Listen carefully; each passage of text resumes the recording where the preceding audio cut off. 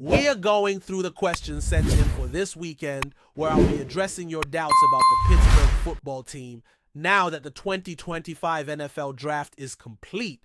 I'm excited to see which questions you have for me on this occasion. If you haven't already done so, remember to subscribe to join the most interactive community of Steelers fans right here on the platform. Our goal is to build an engaged group of supporters through daily posts and polls in which you can take an active part. Your opinions are always valued in the comments section of each video we produce. In addition, we host live streams twice a week on Mondays and Thursdays, offering you the chance to share your ideas with us in real time. If you're interested in being part of the largest interactive Steelers community on YouTube, we currently have more than 84,000 members who have already joined us.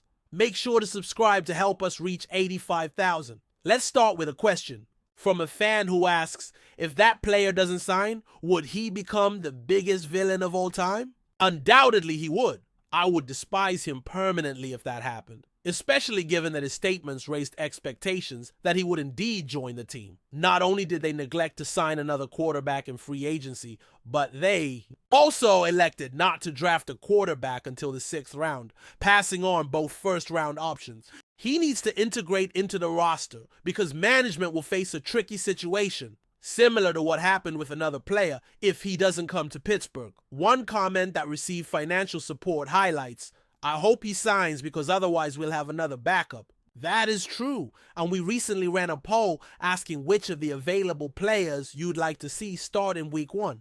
About 60% chose the players mentioned. I respect the veteran in question. He's a franchise legend for what he did in 2023, but he faced some of the league's weakest defenses and underperformed in the playoffs when it mattered most. The 6th round rookie brings intriguing traits that can be honed. However, in my view, that veteran should be considered a backup, which is acceptable as a temporary solution. If the starter gets hurt for a few games, he can step in, compete, and secure a few wins. But as a starter over 17 games, it's hard to imagine winning more than 9 or 10 contests, and that's something we're trying to avoid. I'd rather have a player who offers both risk and reward than someone who, at his best, can deliver only a limited number of wins, leading to yet another mediocre season. That's just my perspective. Next, another fan voiced satisfaction with the draft, commenting that we addressed our needs everywhere except left tackle and that we can select our quarterback of the future next year. It seems that's the strategy the organization is employing. I believe the rookie has the potential to shine in practices and learn from the more experienced players.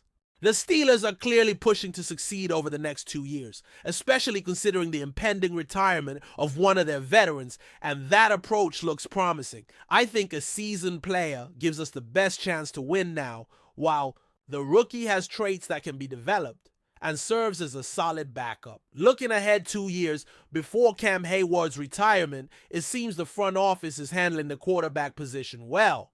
Aaron Rodgers appears to offer the best shot at victory right now. Will Howard has characteristics the team can further develop. Mason Rudolph also presents himself as a reliable reserve. The Steelers often face criticism over their handling of the quarterback spot. Yet if Rodgers doesn't sign, the team may struggle.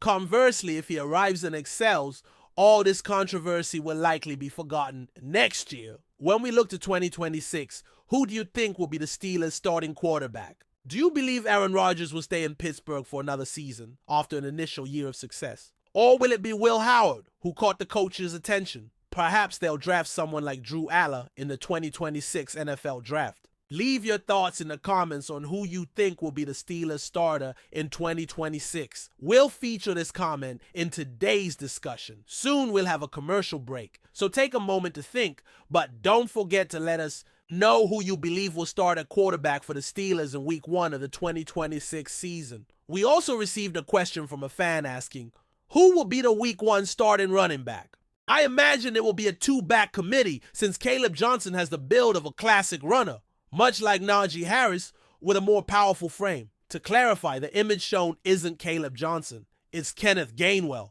Nonetheless, expect Caleb Johnson and Jalen Warren to share duties similarly. The team holds Jalen in high regard as the most experienced back in that group.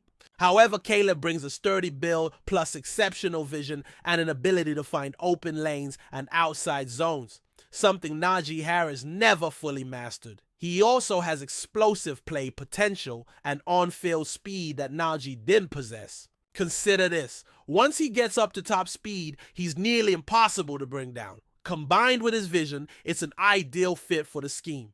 In my opinion, despite my admiration for Jaylen Warren, which is clear to those who follow my content, I believe Caleb Johnson will surprise us even more. He's poised to break out. There's also the question of how many sacks Jack Sawyer will record this year as a rotational edge. My bet is fewer than 5. He'll be the 4th edge rusher. In his post-draft press conference, Terrell Austin said Sawyer was brought in mainly to defend against the run. He has shorter arms for an edge and lacks the flexibility of a swift pass rusher, so he faces some physical limitations. I appreciate his effort and his football character, and I consider him a solid physical run defender, but I don't want people to develop unreasonable expectations for Jack Sawyer as a rookie. He'll be the 4th edge in rotation and likely see snaps on early downs only, much like Preston Smith's role. That likely translates to fewer than 5 sacks, perhaps even under 3. Another fan remarked that the Steelers drafted players who align with the franchise's culture. He believes Sanders wouldn't have been a good fit because he's too self-centered, just like Pickens. We'll see if Pickens matures in this environment. I'm curious to see Pickens' performance, though I've already shared my thoughts. On Sanders, the Steelers weren't interested in him.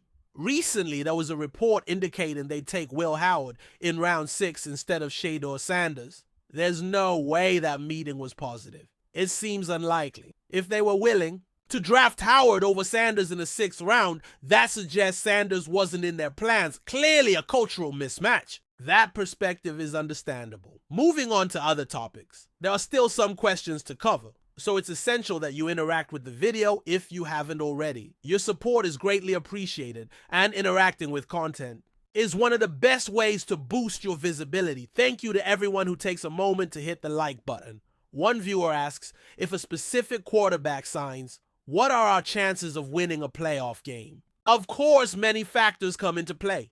How healthy the team is before the playoffs, how the season went overall. To answer properly, the likelihood of success is higher with him under center than with any other option. Essentially, he gives us the best chance to win a playoff game, better than any other quarterback we could play. Another viewer wonders about the offense's maximum potential. For it to be fully realized, 2 main factors must align. First, the young, promising offensive line, still unproven, needs to develop.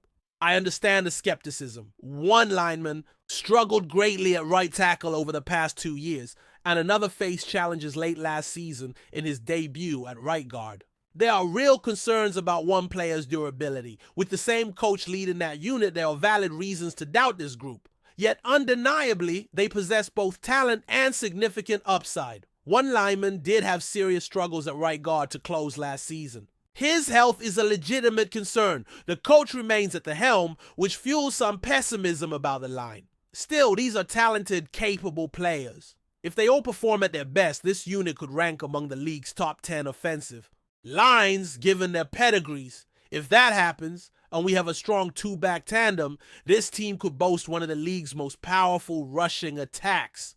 Combine that with a play-action game featuring a quarterback who still has arm strength and can hit deep targets, and the offense's ceiling is high, potentially top 10, if everything clicks. However, crucial questions remain. Will the quarterback perform? Will the line develop as expected? There are many uncertainties. So, while I believe this offense has the potential to be a top 10 unit, we'll have to watch how things unfold. One viewer asked whether a high compensatory draft pick could be granted if a certain player departs. That depends on the contract he receives and whether the team releases him. Unlikely unless something extraordinary happens.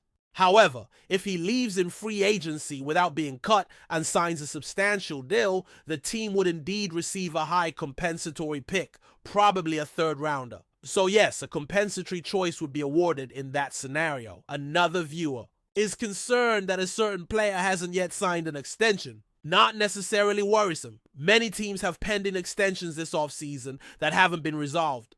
Often these matters drag into training camp.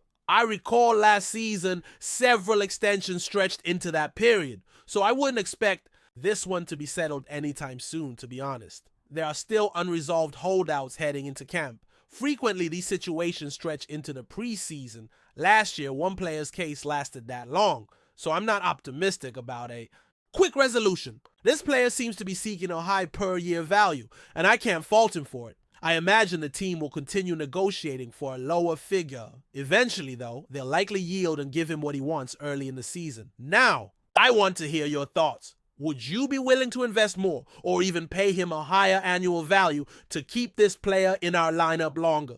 Leave your considerations in the comments. We had some very intriguing questions today. It's been a while since our last Q&A session. We've been using those slots for draft simulations, so it's gratifying to have your questions here. We'll continue this format throughout the offseason. Remember to subscribe if you haven't already, and join our live discussions every Thursday where we record these Q&A sessions and you can see your questions addressed on the show.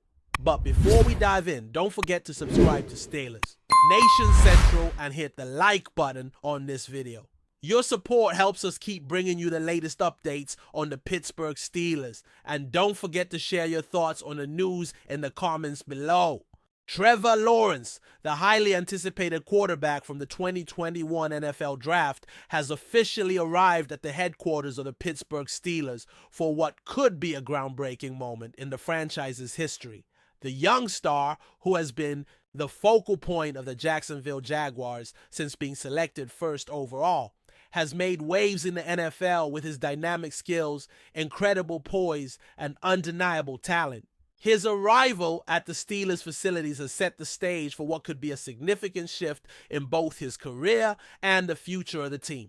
Lawrence, who had an outstanding college career at Clemson University, is widely regarded as one of the most promising quarterbacks to enter the NFL in recent years. Known for his sharp decision-making, strong arm, and mobility in the pocket, he quickly earned a reputation as a leader both on and off the field. However, after his time with the Jaguars, rumors began swirling about his potential move to Pittsburgh. The Steelers, a franchise with a storied history and a rich tradition of successful quarterbacks, have been in search of a future leader following the retirement of Ben Roethlisberger. Lawrence, who had expressed his interest in a fresh challenge, may be the perfect fit for a team that has been looking to rebuild and retool its offense. The meeting between Lawrence and the Steelers front office signals the beginning of a new era for the franchise. With the Steelers facing an uncertain quarterback situation and a roster eager for change, the arrival of Lawrence could provide the spark the team needs to return to prominence in the AFC. Steelers fans have been eagerly anticipating the announcement. And now, as Lawrence steps through the doors of the team's headquarters, the excitement is palpable. Many believe that his arrival could be the catalyst for a championship-caliber team once again. The contract signing itself is expected to be finalized soon, with terms likely to reflect the high expectations that come with being a quarterback of Lawrence's caliber. It remains to be seen whether Lawrence will immediately step into the starting role or whether he will need time to acclimate to the Steelers system. Regardless, his presence in Pittsburgh marks a significant chapter in both his career and the history of the Steelers. As Lawrence prepares to take the next steps in his professional journey, all eyes will be on the Steelers camp. The 2025 season could very well be the beginning of a new era for the franchise, one led by the promising young quarterback who has the potential to restore Pittsburgh to its former glory. For now, though, Lawrence's arrival in Pittsburgh has fans buzzing with anticipation and hope for what the future holds. That's it for this update. If you enjoyed the video and want to keep receiving exclusive news about the Pittsburgh Steelers, make sure to subscribe to Steelers Nation Central and give this video a like. We always look forward to hearing your comments and opinions. See you in the next video.